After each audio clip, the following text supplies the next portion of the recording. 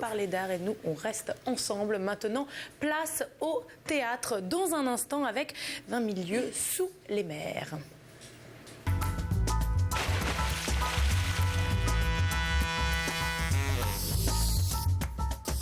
Bonjour Sidney Bernard. Bonjour. Un plaisir de vous recevoir. Merci, moi aussi je suis ravi d'être racontez-nous là, vous êtes arrivé avec quelque chose là. Je ne suis pas venu seul. Non, vous n'êtes pas venu seul. Oui, je suis venu avec le capitaine Nemo. Enfin, celui qui joue dans notre spectacle. Ce qu'il en reste. Ce qu'il en reste, c'est... Non, il est vraiment entier, là, vous l'avez... Mais d'ailleurs, Olivia, vous savez que vous pouvez lui parler. Hein. Bonjour, capitaine. Bonjour. Bonjour, je ne sais pas si ça se voit, là, mais il a des petites lumières à l'intérieur de la bouche. Ouais. Ouh là là, c'est un crâne de tigre. Il est costaud, hein, avec ses que grosses vous avez dents. bien sûr vous-même chassé, hein, c'est ça? Non, c'est interdit. Hein. On est déçus, on était sûrs. Alors, c'est interdit. 20 000 lieues sous les mers, effectivement, on connaît tous le roman éponyme de Jules Verne. C'était un vrai pari de l'adapter au théâtre. Quand on y va, on est vraiment surpris parce que vous faites ça déjà, vous êtes remarquable dans le sens où vous interprétez tous les personnages. Oui. Vous êtes seul sur scène, alors vous jouez effectivement Nemo, vous prenez n'importe quoi, j'allais dire n'importe quel objet pour le transformer. Vous jouez avec des enfants également et des adultes sur scène. Vraie performance, mais avant toute chose, et on le disait, Olivia le disait au début, c'était... c'est le petit-fils, je crois, l'arrière-petit-fils de Jules Verne qui a dit du spectacle que c'était le meilleur spectacle qu'il ait jamais vu. L'une des meilleures adaptations. C'est le descendant direct dans la lignée, donc il a l'habitude, il connaît bien les spectacles, il y va toujours un petit peu à reculons, voilà. Et c'est vrai que 20 000 lieues sous les mers, c'était au début un peu audacieux. Il a mis un certain temps à venir, et alors quand il est venu, là, il a vraiment été suffoqué. Alors vous arrivez à Paris, mais vous êtes passé un peu partout en France. Voilà. Comment ça s'est passé? C'est un spectacle qui a d'abord démarré à Brest, puisque on est une troupe de Brest, grâce à Océanopolis, qui l'a programmé. Et puis ensuite, on a fait le Festival d'Avignon, au Théâtre du Chien qui fume. Là, ça a été un succès immédiat. Et depuis, on a tourné dans toute la France. Alors là, vraiment, on a fait, je ne sais pas, 200 représentations. C'est ça, parce que vous avez tourné par 65 théâtres, avec plus de 50 000 spectateurs, c'est énorme. Oui, on est même plus, on est à 70 000. Et ça a augmenté. C'est quand même incroyable. Comment vous expliquez ce succès de votre adaptation en comparaison des autres? Je crois que c'est un spectacle dans lequel vous avez tout. Vous avez le rêve, vous avez le fantastique, vous avez l'humour, vous avez du suspense. Enfin, il y a la musique est absolument superbe. C'est un spectacle dans lequel on peut s'identifier et en même temps dans lequel on peut se reposer à voyager. Donc je suppose que, parce qu'évidemment, c'est tous les retours que j'ai qui me font déduire ça, je suppose que c'est parce que le public se trouve tout d'un seul coup embarqué, il perd pied, c'est qu'à de le dire, avec la réalité. Et alors là, il est embarqué. Et moi, j'ai essayé de faire une mise en scène qui fait qu'on ne le perd jamais, quoi. C'est-à-dire que dès que tout d'un seul coup on s'installe dans une scène, paf, il y a un effet, il y a une surprise. Un effet spécial. Voilà. Et d'ailleurs, même dès l'entrée du théâtre, avant l'entrée du théâtre, on est accueilli par votre acolyte qui est sur scène également. Il y a un seul personnage sur scène qui s'appelle... là, c'est Antoine Dumont-d'Urville. Antoine Dumont-d'Urville, absolument. Mais qui n'est pas dans l'œuvre originale. Ça, c'est l'adaptation. Donc, c'est l'assistant du professeur Aronnax qui vient raconter son aventure. Et on a imaginé une réception officielle pour son retour, puisqu'on le croyait mort, et il va raconter son histoire. Alors il a un assistant, Antoine Dumont-d'Urville, qui est cocasse, qui est particulier,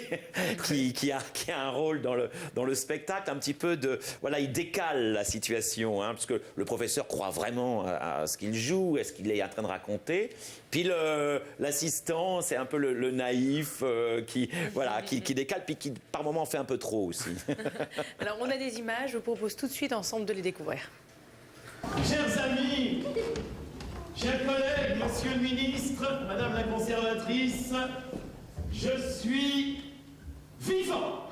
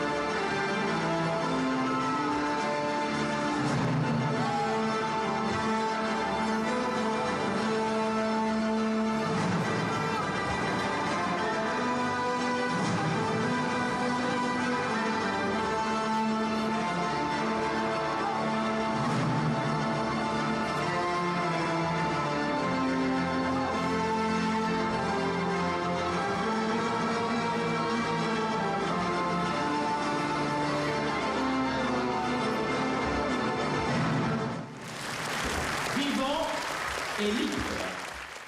Est-ce que vous pensez justement qu'on a vu ces images, que votre spectacle fonctionne justement grâce à tous ces effets spéciaux, cette énorme pieuvre dans la salle, ces lumières, ces rebondissements dans tous les sens? Je voulais faire un spectacle à forte théâtralité, ça c'est évident. C'est réussi. Donc... Ça c'est réussi. Ça c'est fait. Voilà. On coche, c'est fait. Oui, mais je tiens à dire une chose quand même. Au Festival d'Avignon, on a eu une panne, mais une panne colossale qui a fait que tout ne fonctionnait plus. Mais le bureau est tombé en panne. Quel enfer. Et à ce moment-là, j'ai dit, c'est pas grave, je le joue parce que ce spectacle-là ne repose pas que sur les effets. Il repose sur l'histoire. Eh bien, le public n'a rien vu. C'est calme de le dire, mais il a rien vu de ce qui manquait. Il a rien vu de ce qui manquait. Et il est rentré dans le spectacle de la même manière. Il y avait juste une chose, c'est le poulpe, parce que ça c'est vraiment important. On avait trouvé une manière de le faire fonctionner en direct, mais sinon il n'y avait aucun effet. Et le spectacle a marché autant.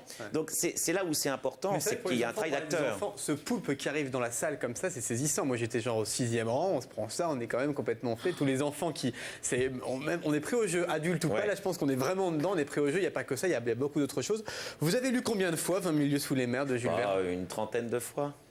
Oui, c'est votre Bible. Une fois que j'ai fait l'adaptation, c'est ça fait une trentaine de fois. Il faut dire que l'œuvre est immense, hein. C'est très pavé, dense, c'est un gros pavé, et il avait fallu vraiment décortiquer, parce que quand même, quand vous entendez Jules Verne qui parle du réchauffement de la planète, du Gulf Stream, en disant si jamais il change de direction, les climats européens seront soumis à des perturbations dont on ne saurait calculer les conséquences. C'est fou, il y a 130 ans. Il parle de la pêche à outrance, il parle de l'extermination des espèces. C'est extrêmement écologique. C'est fou, mais c'est fou. Et donc, il faut vraiment aller, il faut creuser dans cette œuvre. Vous faites ressortir d'ailleurs. On sent que tout y est là dans ça. Il y a vraiment une grande... Je voulais justement pas céder au côté que fantastique.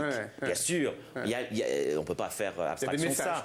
Mais alors, c'est quand même hallucinant de le voir parler à ce point et délivrer ce message écologique. Donc là, je le voulais. Les réactions dans le public, justement?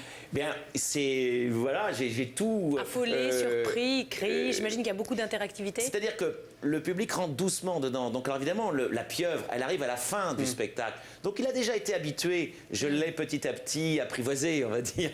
Et donc il rentre tout doucement dans cette aventure. Le public, il est... il est dedans. Mais pour l'avoir vu, on n'a pas le temps de se lasser, en fait. Effectivement, dès que vous êtes sur un créneau... Dès qu'on commence un petit peu à partir, hop, il y a un autre personnage qui arrive, boom, et on repart. Donc effectivement, c'est très dynamique. Et ça dure combien de temps? On s'en arrive même pas. 1h15, 1h20. 1h15, c'est très 1h15, 1h20 qu'on ne voit pas passer. Et ça fonctionne très bien en tout cas. Merci beaucoup. Vous restez avec nous, Sidney Bernard. Vous nous faites le rappel promo, Damien? Alors, 20 milieux sous les mers donc, de Jules Verne par Sidney Bernard, ici présent. Et c'est jusqu'au 26 septembre, je crois, au Théâtre de Jazet à Paris. Merci beaucoup. Vous restez avec nous et Damien nous emmène aujourd'hui